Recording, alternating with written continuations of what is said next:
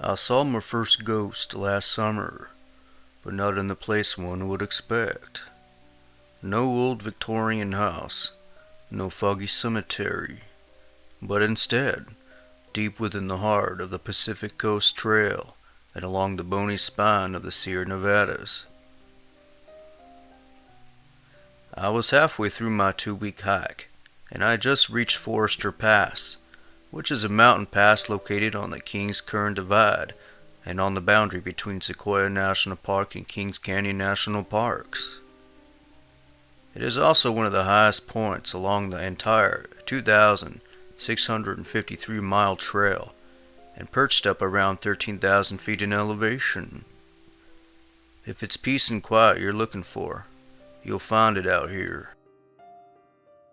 By the time I reached the pass, it had been hours since I saw any other hikers, and at that point, I was alone for as far as the eye could see. It was high noon by the time I dropped anchor and found a good resting spot. I had a clear 360 view of the surrounding terrain and had found a sliver of shade to park in beneath a large boulder. It must have been 90 plus that afternoon, and I had done my fair share of baking in the hot summer sun. Time to relax, I told myself. I chewed on a bar and guzzled some water before reclining back against the softness of my foam pad. I closed my eyes and let the sound of the afternoon breeze sing me into a deep sleep.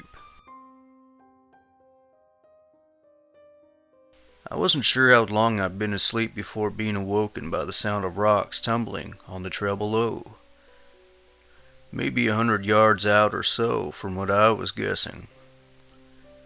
I sat up and examined my surroundings. I didn't see anything below, behind, or ahead of me. A few minutes later I heard it again, much closer this time. Then I noticed something moving on a rocky plate, and a further bit down than I expected. It took me a moment to realize it was a man making his way up the trail, but he was having a hell of a time doing it. He was moving sluggishly and appeared to be out of breath. He'd take a few steps, then buckle. He did this a few times before I decided to go help the guy out. Now, from where I was standing, he was easy to see, wearing a bright red puffy jacket and gray shorts. His green backpack was smaller than I imagined it should be way out here. I was thinking to myself, what has he gotten himself into?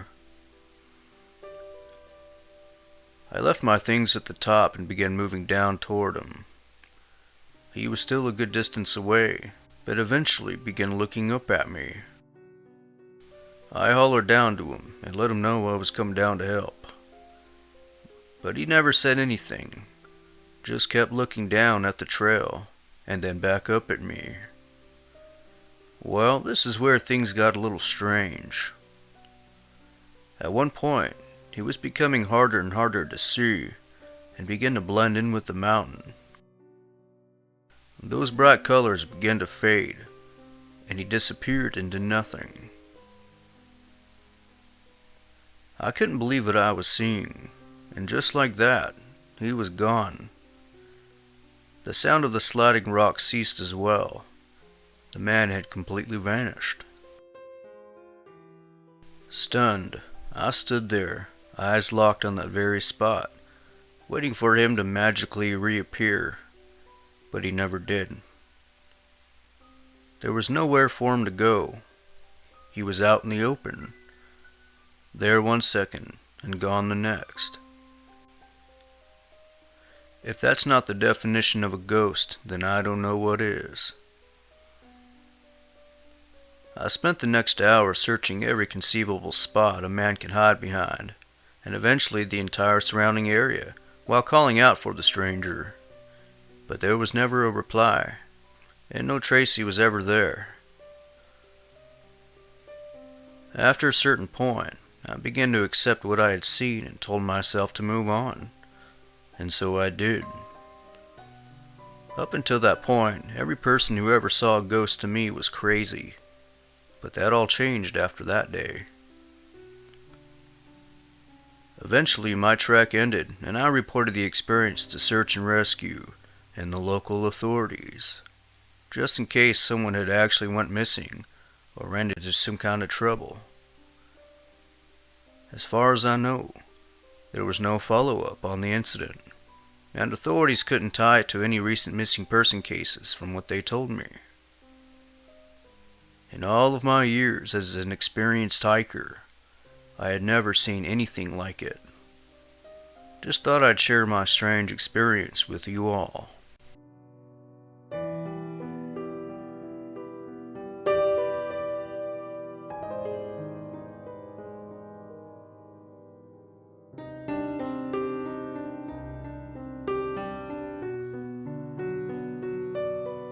I didn't know it was possible to get lost in an acre of woods until it happened to me. But it was the way that it happened that puts a creepy spin on things. If you break it down, an acre of land is approximately one football field in size, or approximately 43,500 square feet.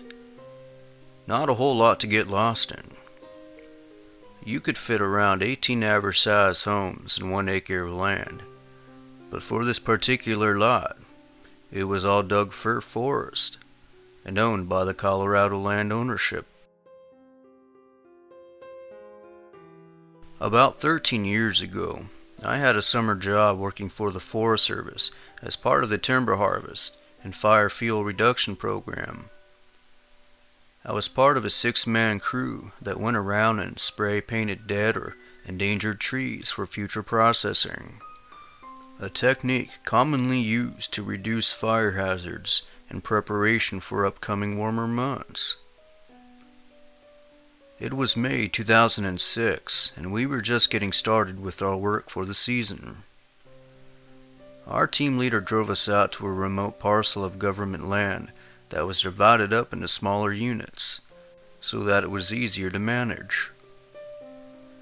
I couldn't tell you exactly where these units were, because I was usually napping to and from our work areas. From where we were stationed, sometimes it would take a couple hours just to reach our destination. Other times it would only be a short 15-minute drive.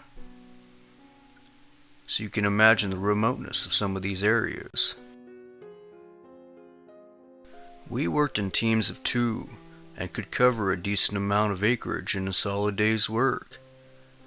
Our driver began dropping us off where we would eventually meet up at the main road at a set time.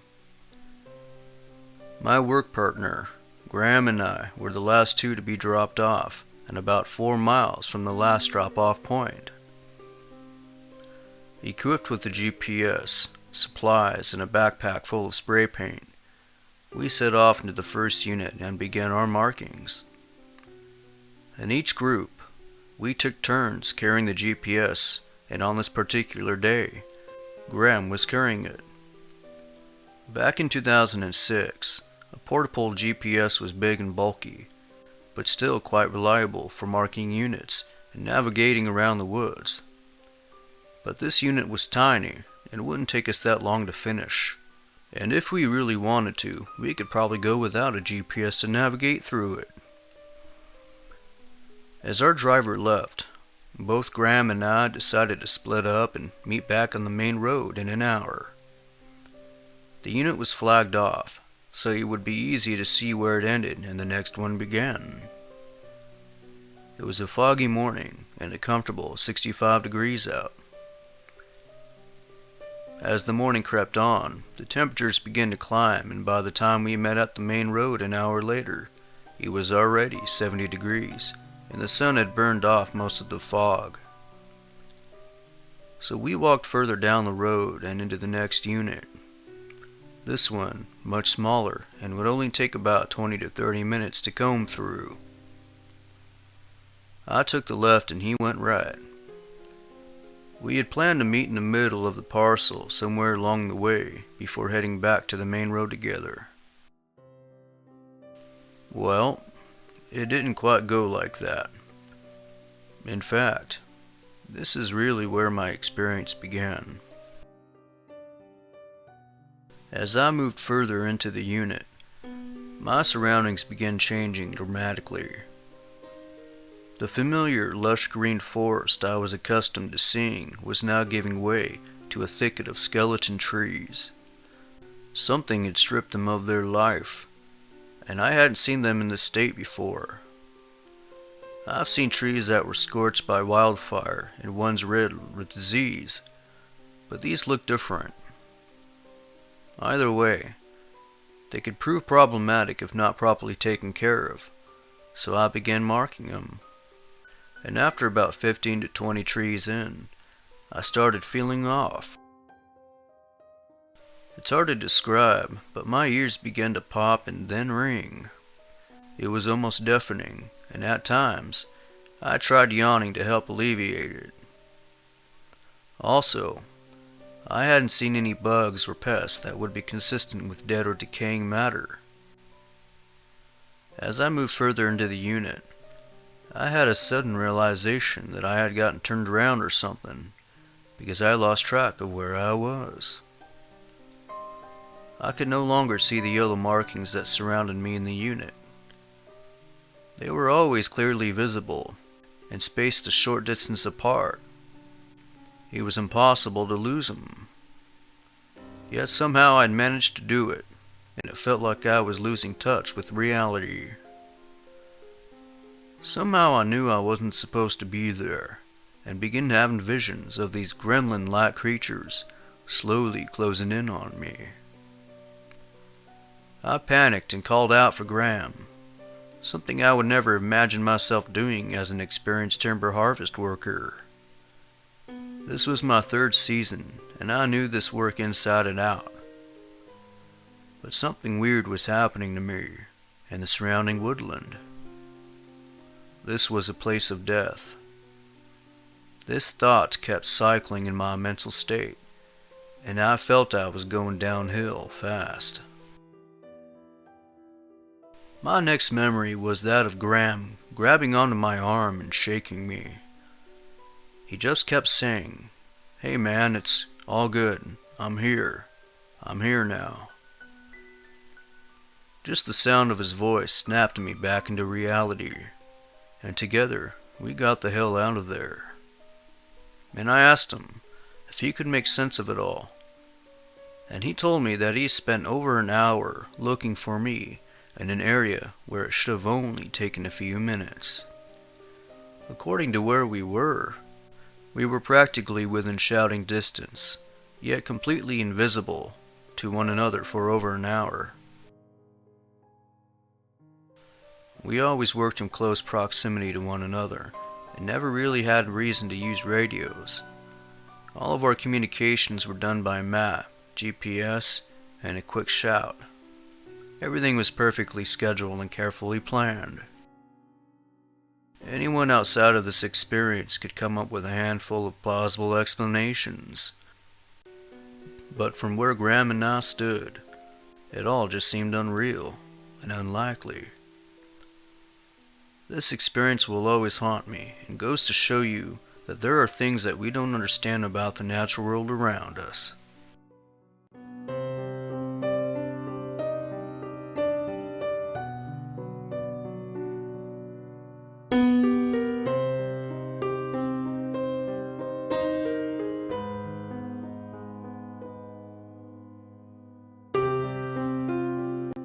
I'm a farmer for a local natural food store in Northern California, and I own a large plot of farmland in Willow Creek, about an hour east of Eureka.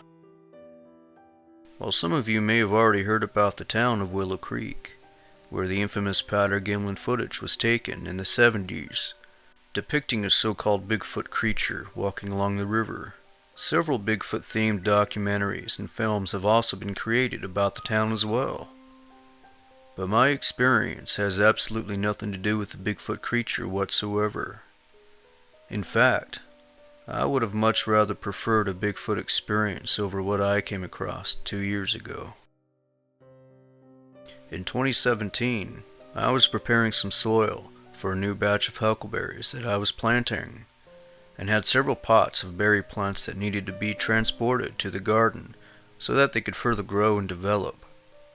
As I'm making the transition, I reached over to my left and went to grab a plant, but as I reached for it, the pot fell onto its side and began rolling toward me, all on its own.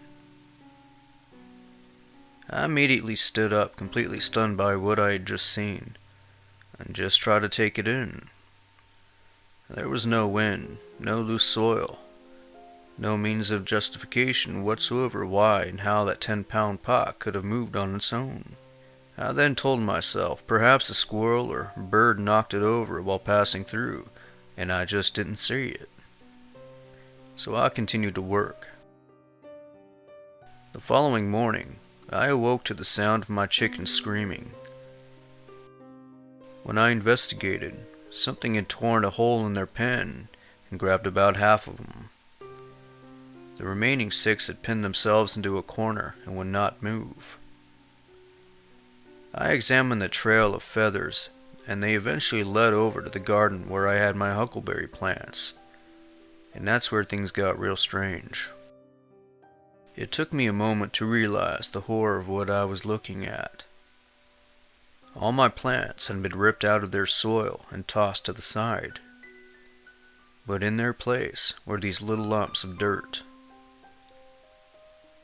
Whatever had done this had taken the time to fill in those holes after they ripped the plants out, and this all happened just moments before I came outside. Then I noticed something horrific. I saw a chicken's foot sticking up out of one of the mounds of soil, and it was still twitching. I dove right in there and managed to pull the poor bird out, and saw that it was barely alive, and in complete shock. I raced over to the other lumps of dirt and dug them up as well, but by that point, the other chickens were too far gone and had suffocated. They had all been buried like the first one, upside down. I had never felt that kind of fear in my life, and I began to imagine myself as one of those chickens. I don't exactly remember what happened next, but I instinctively grabbed my firearm and began randomly shooting into the woods as if my very life depended on it.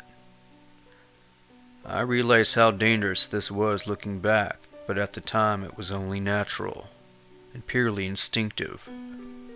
So as I began popping off rounds into the woods, I saw it.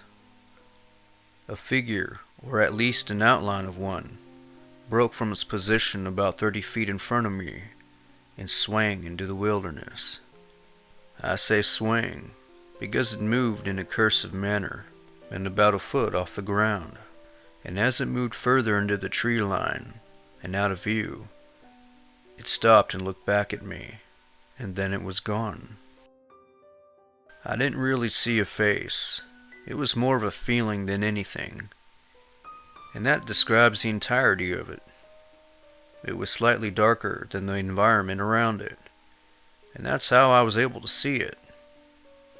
But this thing injected a punch of fear into my very being. It made me feel completely inferior and minuscule.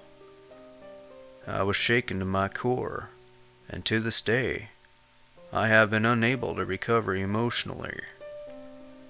I still have the farm, but I've reinforced the chicken pen and other shelters for my animals. I've also set up high-tech surveillance systems with alarms, just in case this thing ever returned. And as you might imagine, I've definitely loaded up on my firepower. God forbid I lose my business and my entire life's work to this thing. But I think what haunts me the most is why. Why dig up those huckleberry plants and bury chickens alive in their place? That's just pure evil, and I hope this creature endures much worse fate.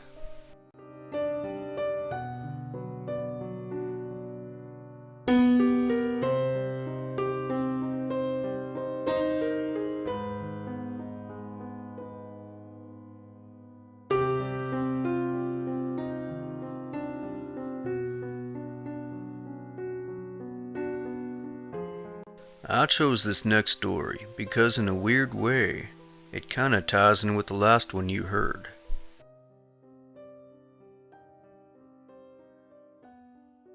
A few years ago, I took part in an indie film called Primal Rage, which was mainly shot in parts of Oregon and Northern California.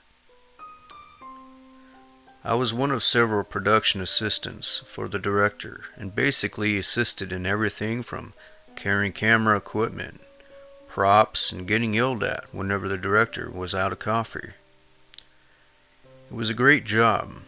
However, there was one instance that left me a bit more fragile than I was prior to the film. First of all, the film is basically about a small town that gets terrorized by an ancient monstrous creature, and a young couple has to outsmart their way to safety. Well, there was a scene that required marching 15 to 20 minutes out to the filming location from the main road, just outside of Redwood State Park. The whole group of us, including around 15 cast and crew members, set out to the location, and that's where we focused our work for the next several days. On that last day, something really spooky happened as we were wrapping up and moving out. We were heading back single file on the trail when the director began asking if we had seen a tool bag that was unaccounted for. But nobody had seen it since the film shoot, so I was asked to go back and get it. At this point, the sun was already beginning to settle on the horizon, and nightfall was just around the corner, about an hour away. It would take me about 5 minutes to backtrack, and about another 15 to reach the trailhead and regroup with the others. About 20 minutes total, no problem. So I broke from the others while they continued on, and we agreed to meet back at the main road. Well, soon thereafter, I reached the location and began looking for that tool bag. I could see the area where we had been because all the vegetation around it was bent or imprinted upon, but I still didn't see the tool bag. I looked around some more and found one of the clamps we used to hold a prop in place, just one of several in that bag. But where were the rest of them? Well, I looked up and ahead on the trail and saw another one sitting out in the open in an area we hadn't been. At least to my knowledge, anyway.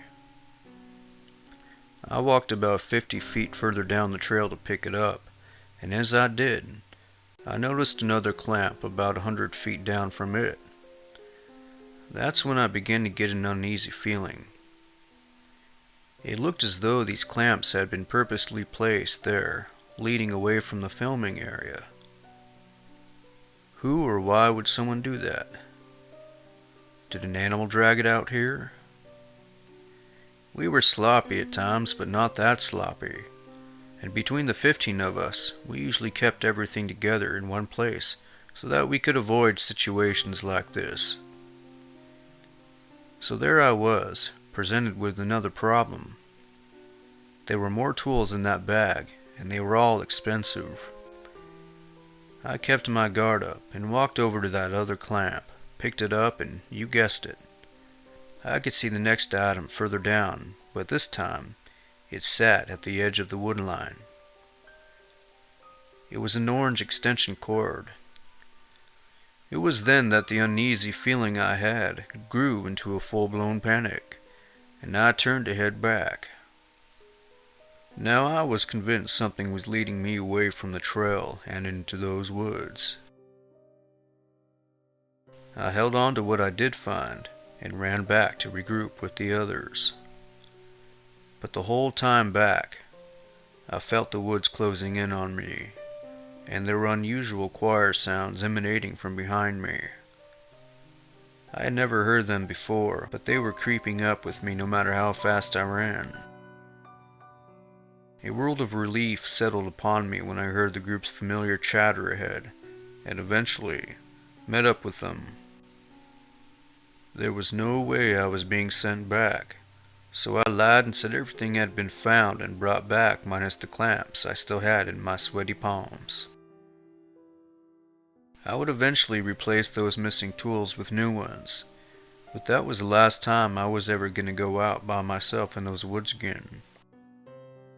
Perhaps the myth of the monstrous beast holds some truth. Whatever it was, it had the intellect to know that one of us was coming back to get those tools. Perhaps it hid it when we were all over there on the film shoot. I suppose it could have been another man, but those eerie choir sounds painted a whole new picture. I'd like to hear your thoughts on this. Thanks for letting me share my story.